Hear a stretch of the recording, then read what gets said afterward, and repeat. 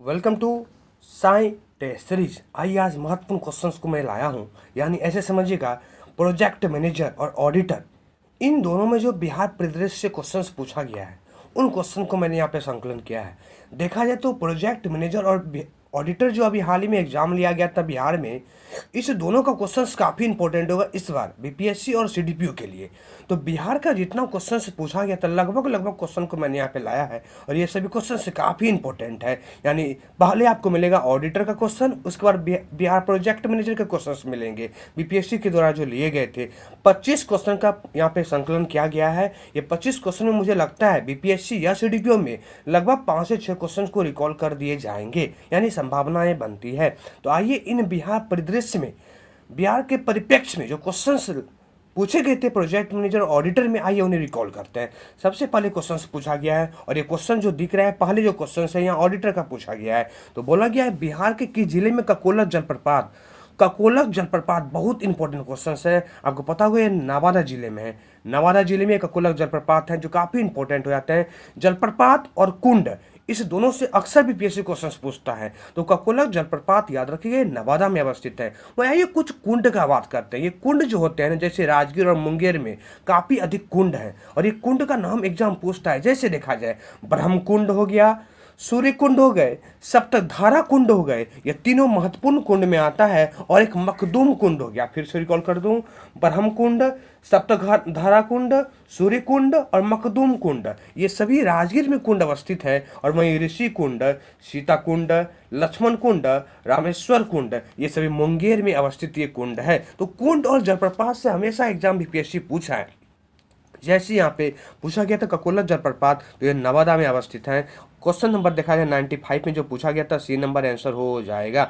आई second number question में देखिए क्या पूछा गया है। बोला गया था जनगणना 2021 के अनुसार बिहार का सर्वाधिक जनसंख्या घनत्व वाला जिला कौन सा है। सर्वाधिक जनसंख्या घनत्व, सबसे पहले ऐसे समझिएगा भारत का सबसे अधिक जनसंख्या घनत्व पूछा जाए तो बिहार ही है, 1106। बिहार सबसे अधिक जनसंख्या घनत्व में आते हैं प्रथम नंबर पे। और बिहार का सर्वाधिक जनसंख्या घनत्व वाला जिला पूछ दिया गया, यानी बिहार तो है ही है, उसमें जिला पूछ दिया गया तो शिवहर है।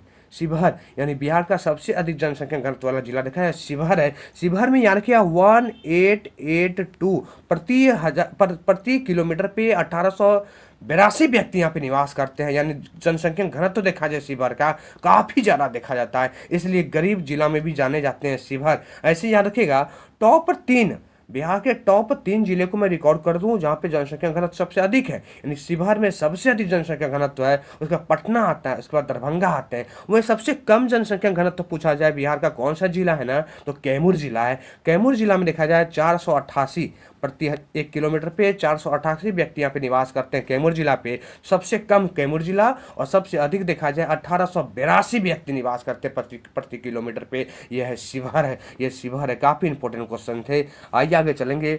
97 नंबर क्वेश्चन पूछा गया है। बोला गया 97 नंबर क्वेश्चन पे निम्नलिखित नदियों में से किस एक नदी का प्राचीन नाम निरंजना है। निरंजना काफी हाईलाइटेड नदी थे, आपको पता होगा फल्गु का। फल्गु, महात्मा बुद्ध को ज्ञान की प्राप्ति यहीं पे हुई थी ना, तो याद रखनी है निरंजना नदी ये फल्गु नदी का प्राचीनतम नाम है। वहीं एक कर्मनाशा नदी दिया गया है। कर्मनाशा, इसके बारे में एक चीज याद रखिए, जैसे कोसी नदी को बिहार का शौक नदी बोला जाता है ना, वैसे कर्मनाशा नदी को बिहार का अपवित्र नदी बोले जाते हैं, अशुभ नदी बोला जाता है। अशुभ या अपवित्र नदी कभी पूछिए बिहार का किसको बोले जाते हैं, तो कर्मनाशा नदी को ही बोला जाता है। और सोन नदी के बारे में पता होगा, दक्षिण से गंगा में आके मिलने वाली सबसे लंबी सहायक नदी में सोन नदी ही जानी जाती है। इस क्वेश्चन का आंसर देखा जाए पुनपुन हो फल्गु हो जाएगा। ऑप्शन नंबर डी, यानी निरंजना का नाम देखा जाए फल्गु हो जाएंगे। पुनपुन के बारे में याद रखिएगा, यह फतुआ में आके गंगा में मिल जाते हैं। आइए आगे क्वेश्चन पे चलते हैं। क्या पूछा गया था आगे क्वेश्चन में? पूछा गया है 98 नंबर क्वेश्चन से बोले गए हैं बिहार में अधिकतम औसत वार्षिक वर्षा जिस जिले में होता है वो किशनगंज है। किशनगंज में सबसे अधिक वर्षा होते हैं। और गया के बारे में याद रखनी है कि सबसे अधिक गर्मी, सबसे अधिक ठंडा भी देखा जाए हर साल देखा जाए तो गया में ही होता है। और सबसे अधिक वर्षा देखा जाए औसत वर्षा ये किशनगंज में ही होते हैं। आइए आगे क्वेश्चन में देखते हैं क्या पूछा गया था। बोला गया है 99 नंबर क्वेश्चन में बोले गए हैं जनगणना 2011 के अनुसार निम्नलिखित जिलों में कौन सा एक अधिकतम साक्षरता रखता है। बिहार का सबसे अधिक साक्षरता रखने वाला जो जिला है ना वो रोहतास है।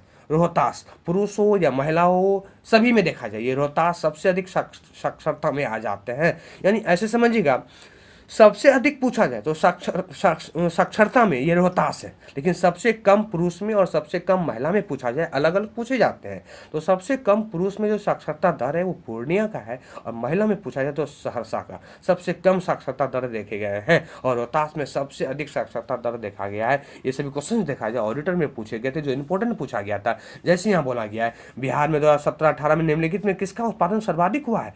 21 में एग्जाम हुआ, पूछा 17-18 का, हो सके रिपीट कर दे फिर से। तो गेहूं का उत्पादन सबसे अधिक हुआ था, याद रखिएगा गेहूं का उत्पादन। 17-18 में निम्नलिखित में किसका उत्पादन सबसे अधिक हुआ था, तो गेहूं का। बीपीएससी गेहूं ही आंसर दिया था, ऑप्शन नंबर 1 हो जाएंगे। आइए आगे चलते हैं। पूछा गया है 119 नंबर पे बोले हैं, 119 में नाबार्ड के बारे में पूछा गया, बिहार से संबंधित नहीं है, फिर भी इसका आंसर देख लें एक बार। इसका आंसर दिखा जाए, ऑप्शन नंबर डी हो जाएगा। ये बिहार से संबंधित नहीं है, लेकिन फिर भी देख लें। भारतीय छठी पंचवर्षीय योजना की अवधि क्या थी, तो इनका अवधि था 1980 से 85। बिहार का क्वेश्चन पूछा गया 121 में, ध्यान दीजिएगा। बोला गया जनगणना 2011 के अनुसार बिहार में लिंगानुपात कितना है। लिंगानुपात प्रति हजार पुरुष पे महिला की संख्या को लिंगानुपात बोले जाते हैं। तो बिहार में जो लिंगानुपात वर्तमान में है ना 918 है। इस क्वेश्चन का आंसर देखा जाए, ऑप्शन नंबर डी हो जाएगा। 918 लिंगानुपात है बिहार में, और भारत में देखा जाए 943 और 918 काफी इंपॉर्टेंट हो जाते हैं लिंगानुपात। वहीं बाल लिंगानुपात पूछा जाए ना, तो बिहार में देखा जाए 935 बाल लिंगानुपात है, और भारत में लिंगानुपात 919 है, 919। तो यहाँ पे याद रखिएगा, बिहार में लिंगानुपात पूछा गया है 918 हो जाएगा, ऑप्शन नंबर ई हो जाएंगे इसका। आइए आगे क्वेश्चन में चलते हैं। पूछा गया है जनगणना 2011 के अनुसार बिहार में सर्वाधिक जनसंख्या वाला जिला कौन सा है, तो ये पटना है। ये पटना है, सर्वाधिक जनसंख्या वाला जिला पूछा गया है, ये पटना है। पटना के बाद पूर्वी चंपारण फिर मुजफ्फरपुर आते हैं, यानी पटना सबसे अधिक जनसंख्या में, पूर्वी चंपारण फिर मुजफ्फरपुर, और सबसे कम जनसंख्या पूछा जाए ना तो शेखपुरा है फिर शिवहर है। पहले शेखपुरा है फिर शिवहर है, याद रखिए दोनों इंपॉर्टेंट थे। आइए आगे क्वेश्चन में देखें क्या पूछा गया है। बोला गया है जनगणना 2011 के अनुसार बिहार में जिलों की संख्या कितनी है, 38। वर्तमान में जिला कितनी है, 38 जिले हैं, याद रखने काफी इंपॉर्टेंट है, 38 जिले हैं। वहीं 124 में पूछा गया है स्मार्ट शहर मिशन योजना के अंतर्गत बिहार में चुने गए शहरों की संख्या कितनी है। स्मार्ट सिटी बोला गया 4। आपको पता होगा सबसे बिहार का पहला जो स्मार्ट सिटी बना था भागलपुर बने थे, भागलपुर। उसके बाद देखा जाए 4 स्मार्ट सिटी बनाए गए बिहार में। भागलपुर हो गया, बिहार शरीफ हो गए, मुजफ्फरपुर हो गए, पटना हो गए। भागलपुर, बिहार शरीफ, मुजफ्फरपुर, पटना, ये 4 स्मार्ट सिटी बिहार में वर्तमान में है। तो यहाँ पे पूछा गया था, तो 4 इसका आंसर हो जाएगा। आइए 125 में पूछा गया है बिहार में साक्षरता दर, अभी मैं जस्ट बता रहा था ना, रोहतास में सबसे अधिक साक्षरता दर है, लेकिन यहाँ पे परसेंटेज पूछ लिए गए हैं, परसेंटेज पूछे गए हैं। तो याद रखनी है बिहार में जो सबसे अधिक साक्षरता दर अभी वर्तमान में जो साक्षरता कुल व्यक्ति का जो दर है ना, वो 61.8% है, 61.8% है। याद रखनी है ऑप्शन नंबर ई हो जाएगा, जिसमें देखा जाए पुरुष 71.2% और महिला 51.5%। फिर से बोल दूं, यानी कुल साक्षरता दर देखा जाए तो 61.8%, पुरुष पूछा गया 71.2%, महिला पूछा गया 51.5% बिहार में। इस क्वेश्चन का आंसर देखा जाए ऑप्शन नंबर ई हो जाएंगे। आइए आगे चलते हैं, अभी ऑडिटर का ही क्वेश्चन चल रहा है। यहाँ पूछा गया है बिहार के बारे में, फिर बोला गया बिहार के किस क्षेत्र में फतेह शाही विद्रोह शुरू हुआ था। ये फतेह शाही विद्रोह सारण क्षेत्र में शुरू हुए थे, सारण क्षेत्र में, याद रखनी है, ऑप्शन नंबर सी हो जाएगा। आइए आगे चले। पूछा गया है किस महीने में, पीर अली का नाम सुने होंगे, 1857 की जो क्रांति हुई थी ना, उसमें पीर अली देखा जाए पटना का नेतृत्व कर रहे थे। तो पूछा गया है अंग्रेजों के खिलाफ विद्रोह की शुरुआत इन्होंने कब किया था, तो याद रखिएगा जुलाई 1857, काफी इंपॉर्टेंट डेट है, पूछे जाते हैं किस महीने में पीर अली ने पटना में अंग्रेज के खिलाफ विद्रोह की शुरुआत की, जुलाई 1857 में किया था। आइए आगे क्वेश्चन को देखें क्या पूछा गया था। बोला गया है 138 नंबर क्वेश्चन में बोले गए थे बिहार किसान सभा का स्थापना कब किया गया था। तो बिहार किसान सभा की स्थापना पता होगा स्वामी सदानंद सरस्वती अध्यक्ष बने थे, और 1929 में किया गया था। 1929 में बिहार किसान सभा का स्थापना 1929 में किए गए थे। अखिल भारतीय किसान सभा पूछेगा तो 1936 में, लेकिन बिहार किसान सभा पूछे तो 1929 बताइएगा, ऑप्शन नंबर बी हो जाएंगे। आइए आगे चलते हैं। बिहार कांग्रेस कमेटी के प्रथम अध्यक्ष कौन बने थे, तो अध्यक्ष बने थे हसन इमाम बने थे। बिहार कांग्रेस कमेटी के प्रथम अध्यक्ष कौन बने थे, हसन इमाम बने थे। बहुत इंपॉर्टेंट क्वेश्चन सर पूछे जाते हैं अक्सर एग्जाम में। आइए आगे चलते हैं।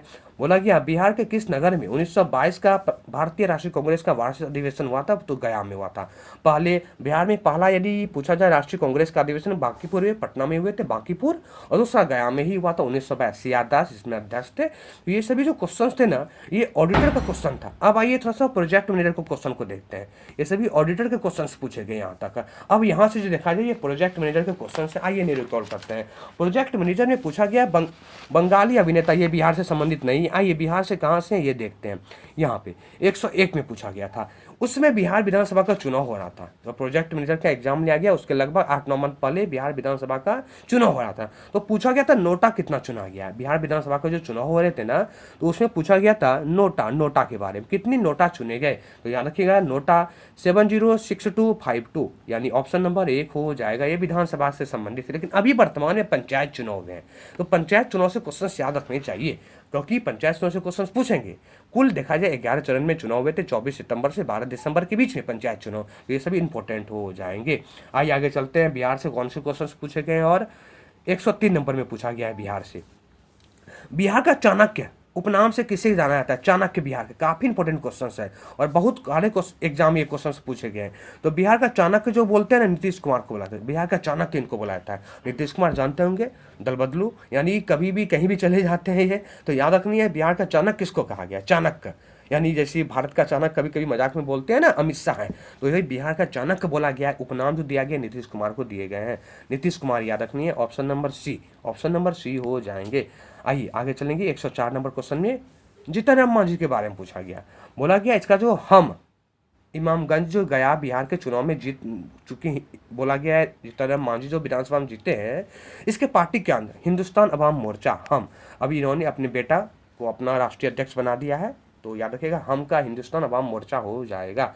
आइए आगे क्वेश्चन को रिकॉल करें। पूछा गया है 105 में, वर्ष 2022 में हुए चुनाव के पहले बिहार राज्य के उप मुख्यमंत्री कौन था। तो नीतीश कुमार थे, ये सुशील कुमार मोदी थे, सॉरी सुशील कुमार मोदी थे, यानी उप मुख्यमंत्री पूछा गया। सुशील कुमार मोदी थे। वर्तमान में 2 उप मुख्यमंत्री है, पता भी होगा आप लोग को। आइए आगे चलते हैं क्वेश्चन में। 108 पूछा, 106 बिहार से नहीं है, फिर भी इंपॉर्टेंट क्वेश्चन है। जैसे अक्टूबर 2020 में बिहार में, हाँ बिहार से ही है, बिहार में किस आंध्रभूमि को रामसर स्थल में सम्मिलित किया गया था। तो अभी वर्तमान में 49 रामसर स्थल है, टोटल 49 है, जिसमें बिहार का एकमात्र स्थल है कांवरताल झील, बेगूसराय में है। बेगूसराय में 2020 में इनको ऐड किया गया था। याद रखिए कांवरताल झील, ये रामसर में सम्मिलित होने वाला बिहार का एकमात्र स्थल है, यानी ऑप्शन नंबर 1 हो जाएगा। आइए 107 में पूछा गया, पूर्व मुख्यमंत्री भोला पासवान शास्त्री बिहार के किस जिले से संबंधित है। पूर्णिया से है, पूर्णिया से, यानी भोला शंकर जो पासवान है ना, ये मुख्यमंत्री बने थे, ये पूर्व मुख्यमंत्री है। पूछा गया इसका जन्म कहाँ हुआ था, यानी किस जिले से, पूर्णिया से संबंधित है। काफी इंपॉर्टेंट क्वेश्चन है। भोला पासवान शास्त्री पूर्णिया से। आइए आगे चलेंगे।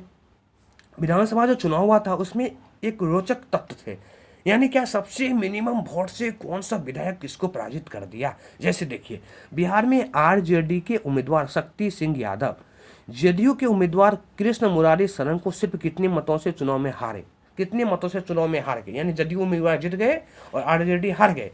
और मात्र पता है 12 वोटों से हारे थे, मात्र 12 वोट। सबसे मिनिमम वोट से हारने वाला यही विधायक बने थे, ये आरजेडी के थे। कौन थे, तो सिंह यादव, शक्ति सिंह यादव, मात्र 12 वोट से। काफी इंपॉर्टेंट क्वेश्चन है, याद रखिएगा 12 वोट से ये हार गए थे। आइए आगे चलते हैं। पूछा गया है, आगे पूछे गए हैं, बोला गया अधिकतम कितने मंत्री कानून के अनुसार बिहार विधानसभा में 243 सदस्यों के लिए नियुक्त किए जा सकते हैं। तो आपको पता होगा कभी भी मंत्री बनते हैं ना, तो विधानसभा या लोकसभा का 15% से अधिक नहीं होनी चाहिए। तो 36 हो जाएगा। कितने हो जाएंगे, 36 हो जाएंगे, यानी ऑप्शन नंबर 1 36 और 37 दोनों आंसर दिया गया, लेकिन 36 हो जाएगा। याद रखिएगा ऑप्शन नंबर 1 हो जाएंगे। आइए आगे चलते हैं। क्या पूछा गया, बोला गया CMI डाटा के अनुसार, CMI डाटा के अनुसार अक्टूबर 2020 में बिहार में बेरोजगारी दर कितनी थी। बेरोजगारी दर, काफी बिहार में बेरोजगारी दर है, तो 9.8 था उस समय 2020 में देखा गया। अभी तो और बढ़ गए हैं, 9.8 उस समय थे। तो ये सभी जो क्वेश्चन पूछे गए, टोटल 25 क्वेश्चन का मैंने यहाँ पे संकलन किया था, ये सभी क्वेश्चन ऑडिटर और प्रोजेक्ट मैनेजर में पूछा गया बिहार से क्वेश्चन है। प्रोजेक्ट मैनेजर में और 2-3 क्वेश्चन हैं जो इकोनॉमिक्स से पूछे गए थे, लेकिन वो इकोनॉमिक्स वाले थे, यानी डाटा उटा था, इसको हम छोड़ दिए थे। ये सभी क्वेश्चन मुझे इंपॉर्टेंट लगा, इसलिए मैं इन्हें लाया। तो ये सभी क्वेश्चन बार बार आप रिकॉल करें, और बहुत इंपॉर्टेंट क्वेश्चन है। मुझे विश्वास है बीपीएससी और सीडीपीओ में यहाँ से 5 से 6 क्वेश्चन रिपीट ना कर दे, इसलिए मैं इस क्वेश्चन को यहाँ पर लाया था। Thank you. आपको यदि वीडियो लाइक हो तो आप इन्हें पसंद लाइक करें, शेयर करें एंड सब्सक्राइब करें। चलिए मिलते हैं फिर किसी नेक्स्ट करंट के टॉपिक में। Thank you, bye bye.